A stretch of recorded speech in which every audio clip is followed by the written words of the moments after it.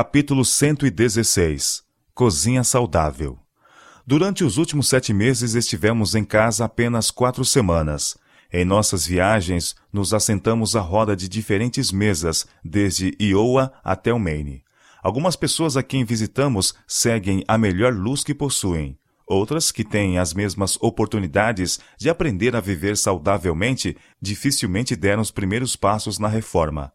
Elas lhe dirão que não sabem como cozinhar dessa nova maneira, mas estão sem desculpas nessa questão, pois na obra Como Viver estão muitas receitas excelentes e a compra desse livro está ao alcance de todos. Não digo que o método culinário ensinado ali seja perfeito. Poderei brevemente fornecer um pequeno trabalho mais de acordo com o que penso. Mas Como Viver ensina uma arte culinária muito mais avançada do que qualquer pessoa poderia encontrar, mesmo entre alguns adventistas do 7º dia. Muitos não consideram esta uma questão de dever, por isso não procuram preparar alimentos adequadamente. Este pode ser feito de maneira simples, saudável e fácil, sem usar banha, manteiga ou alimentos cárneos. A habilidade deve estar ligada à simplicidade. Para isso, as mulheres devem ler e depois transformar pacientemente em prática o que leram. Muitas estão sofrendo por não quererem dar-se ao incômodo de fazer isso. Digo a estas: é tempo de despertarem as suas energias entorpecidas e pôr-se em dia com a leitura. Aprendam a cozinhar com simplicidade e, não obstante, de maneira a conseguir o mais saboroso e saudável alimento. Pelo fato de ser errado cozinhar apenas para agradar o paladar ou satisfazer o apetite, ninguém deve nutrir a ideia de que esteja certo um regime alimentar improvisado. Muitos estão debilitados pela doença e carecem de alimentos nutritivos em abundância e bem cozidos. Temos visto frequentemente pão integral pesado, azedo e apenas parcialmente assado. Isso é falta de interesse de aprender e de cuidado em desempenhar o importante dever de cozinhar. Às vezes, encontramos broas ou biscoitos secos, não assados, e outras coisas dessa espécie. E depois as cozinheiras lhe dirão que se acham em condições de cozinhar bem no estilo antigo, mas, para dizer a verdade, seus familiares não gostam de pão de farinha integral, que eles morreriam de fome vivendo dessa maneira. Tenho dito a mim mesma que não me admira isto. É a maneira de prepararem um alimento que o torna tão sem sabor. Comer tal alimento levaria certamente a pessoa à dispepsia. Essas pobres cozinheiras e os que têm de comer o seu alimento dirão solenemente que a reforma de saúde não se lhes adapta. O estômago não tem poder para transformar em bom o pobre pão pesado e azedo. Ao contrário, esse pobre pão transformará em doente o estômago são. Os que usam tal alimento sabem que estão diminuindo o vigor. Não há uma causa? Algumas dessas pessoas se dizem reformadoras, mas não são. Elas não sabem cozinhar. Preparam bolos, batatas e pão de farinha integral, mas há sempre a mesma rotina, com pouca variação, e o organismo deixa de ser fortalecido. Parece-lhes inútil o tempo empregado em obter uma experiência cabal no preparo de alimento saudável e saboroso. Alguns agem como se aquilo que comem fosse perdido e que tudo o que põe no estômago para enchê-lo faz tão bem quanto o alimento preparado com muito mais esmero. É importante que apreciemos o alimento ingerido. Se não o saborearmos, mas comermos mecanicamente, não seríamos nutridos como ocorreria se apreciássemos a comida. Somos feitos daquilo que comemos. Para produzir uma boa qualidade de sangue, devemos comer o tipo certo de alimento, preparado de maneira correta. É dever religioso para os que cozinham aprenderem a preparar alimento saudável em diferentes maneiras, de modo a serem ingeridos com prazer. As mães devem ensinar a seus filhos a cozinhar. Que ramo da educação de uma jovem pode ser tão importante como esse? A comida tem que ver com a vida. O alimento escasso, empobrecido, mal preparado, está continuamente empobrecendo o sangue mediante o enfraquecimento dos órgãos que o fazem. É altamente essencial que a arte culinária seja considerada uma das mais importantes matérias na educação. Poucas são as boas cozinheiras. As jovens acham que é descer a uma baixa ocupação tornar-se cozinheira. Não é assim. Elas não encaram a questão do devido ponto de vista. O conhecimento acerca do preparo do alimento saudável, do pão em especial, não é ciência inferior. Em muitas famílias encontramos dispépticos e a razão frequentemente disso é um pão empobrecido. A dona de casa decide que ele não deve ser jogado fora e todos o comem. É essa a maneira de usar um pão mal feito? Vocês o porão no estômago para ser convertido em sangue? Tem o estômago capacidade para transformar um pão ácido em bom artigo? Pesado e leve? Pão mofado em fresco? As mães negligenciam esse ramo na educação de suas filhas, assumem uma carga de trabalho e cuidados e logo se cansam, enquanto a filha fica livre para fazer visitas, crochê ou pensar no próprio prazer. Esse é um amor equivocado, bondade desacertada. A mãe está prejudicando a própria filha por toda a sua vida.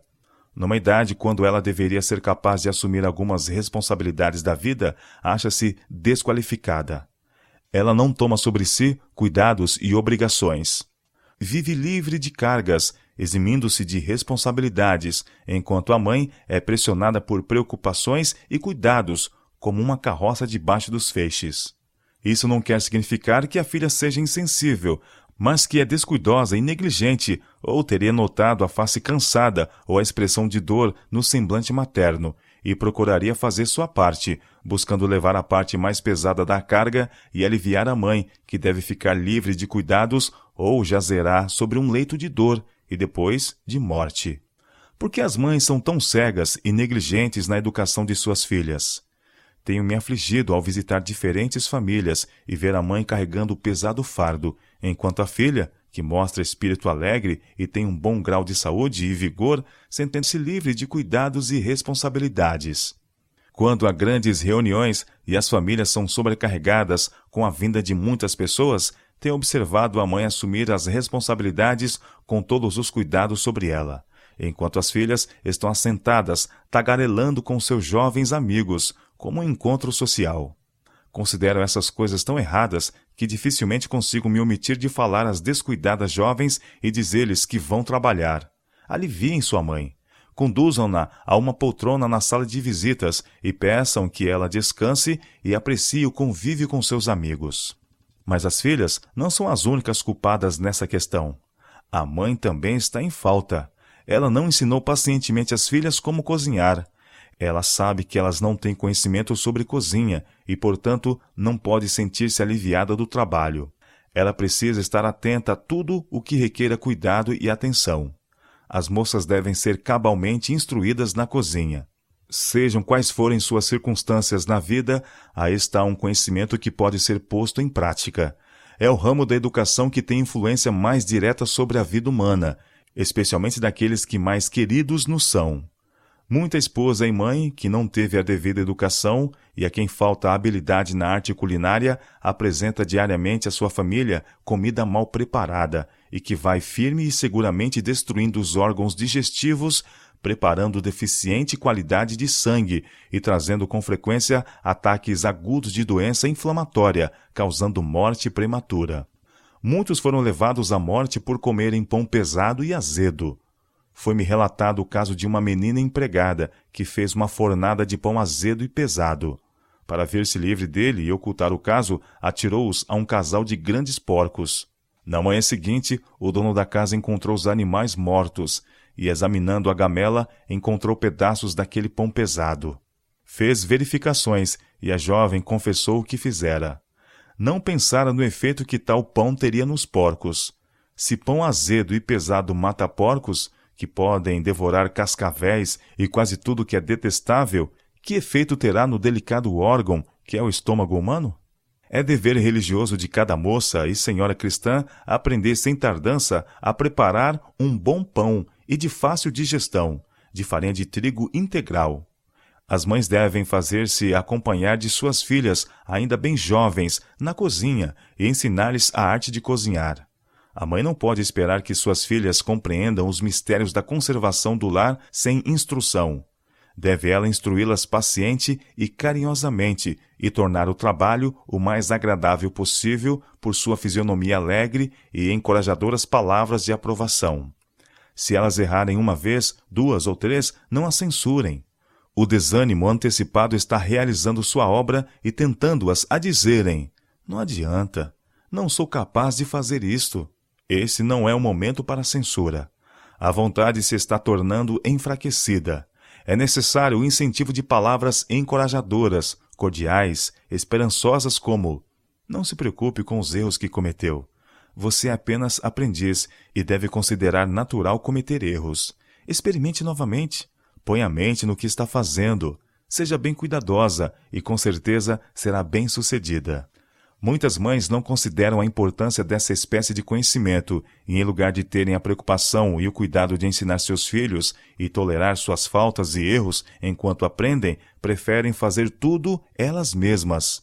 E, ao cometerem suas filhas alguma falta ao se esforçarem, elas as mandam embora dizendo: não adianta, você não sabe fazer isto ou aquilo. Você me deixa perplexa e me atrapalha mais do que ajuda. Dessa forma, os primeiros esforços das aprendizes são repelidos e o primeiro erro arrefece de tal forma o seu interesse e ardor em aprender que elas temem fazer outra experiência e estão dispostas a costurar, fazer tricô, limpar a casa, qualquer coisa, menos cozinhar. Aqui a mãe está em grande falta. Ela deve instruí-las pacientemente para poderem, pela prática, obter uma experiência que removerá a ineficácia e remediará os desajeitados movimentos da ajudante inexperiente. Aqui acrescento alguns trechos do Testemunho número 10, publicado em 1864. As crianças que foram mimadas e servidas esperam sempre isto, e caso sua expectativa não se realize, ficam decepcionadas e perdem o ânimo. Essa mesma disposição se manifestará através de toda a sua vida. Serão incapazes, dependendo do auxílio de outros, esperando que outros os favoreçam e lhes façam concessões. E caso encontrem oposição, mesmo depois de atingirem a idade adulta, julgam-se maltratados. E assim atravessam penosamente o caminho pelo mundo, mal sendo capazes de levar as próprias cargas, murmurando e irritando-se frequentemente porque tudo não vai à medida de seus desejos. Pais imprudentes estão ensinando a seus filhos lições que se lhes demonstrarão nocivas e plantando ao mesmo tempo espinhos para os próprios pés. Julgam que, mediante o satisfazer aos desejos dos filhos e deixá-los seguir as próprias inclinações, podem granjear-lhes o amor. Que erro! As crianças assim mimadas crescem sem restrições aos seus desejos, insubmissas na disposição, egoístas, exigentes e autoritárias. Um tormento para si mesmas e para os que a cercam. Em grande parte, os pais têm nas mãos a futura felicidade de seus filhos. Repousa sobre eles a importante obra de formar o caráter dos mesmos. Os ensinos ministrados na infância os acompanharão através da vida. Os pais semeiam as sementes que brotarão e darão frutos, seja para bem, seja para mal. Eles podem habilitar seus filhos e filhas para a felicidade ou para a miséria. As crianças devem ser ensinadas desde muito cedo a serem úteis, a servirem a si mesmas e aos outros. Muitas filhas, nestes tempos, podem, sem remorso, ver sua mãe labutando, cozinhando, lavando ou passando, enquanto elas se sentam na sala de visitas e lêem histórias, fazem tricô, crochê ou bordados. Tem um coração tão insensível como uma pedra. Mas onde se origina esse mal? Quais são os que têm a principal culpa nesse ponto, em geral? Os pobres e enganados pais. Passam por alto o futuro de seus filhos e, em seu errôneo afeto, deixam-nos sentar-se ociosamente ou fazer o que é de pouca importância, que não exige exercício mental ou dos músculos, e depois desculpam as indolentes filhas por serem fracas. Quem as tornou fracas? Em muitos casos, foi a errônea conduta dos pais. A devida quantidade de exercício em torno da casa melhoraria tanto a mente como o corpo. Mas os filhos são desprovidos disto devido às falsas ideias até que ficam avessos ao trabalho. Isso é desagradável e não se harmoniza com as ideias que eles nutrem sobre a gentileza. Julgam-se impróprio de uma dama e mesmo vulgar lavar louça, passar ou estar a um tanque de lavar roupa. Tal é o ensino da moda que se ministra aos filhos nesta época infeliz. O povo de Deus deve ser governado por princípios mais elevados que os mundanos, que procuram pautar toda a sua conduta segundo a moda. Os pais tementes a Deus devem preparar os filhos para uma vida de utilidade. Preparem-nos para assumir responsabilidades enquanto jovens. Se seus filhos forem desabituados ao trabalho, cansar-se-ão depressa. Queixar-se-ão de dor no lado, dor nas costas, cansaço dos membros, e vocês correm o risco de, por dó, fazer vocês mesmos o trabalho do que deixá-los sofrer um pouco. Que seja a princípio bem leve a responsabilidade a pesar sobre as crianças, e depois, dia a dia, aumentar até que possam fazer a devida porção de trabalho sem se cansar. A inatividade é a maior causa de dor no lado e dor nas costas entre as crianças. As mães devem levar consigo as filhas para a cozinha e ensiná-las pacientemente. Sua constituição ficará melhor por fazer esse trabalho. Seus músculos adquirirão vigor e resistência, e serão mais saudáveis suas meditações e mais elevadas quando chegar o fim do dia.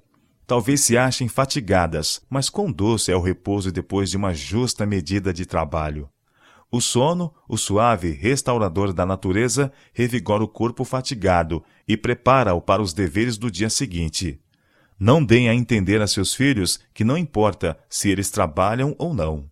Ensine-lhes que seu auxílio é necessário, seu tempo é valioso e que vocês contam com seus serviços.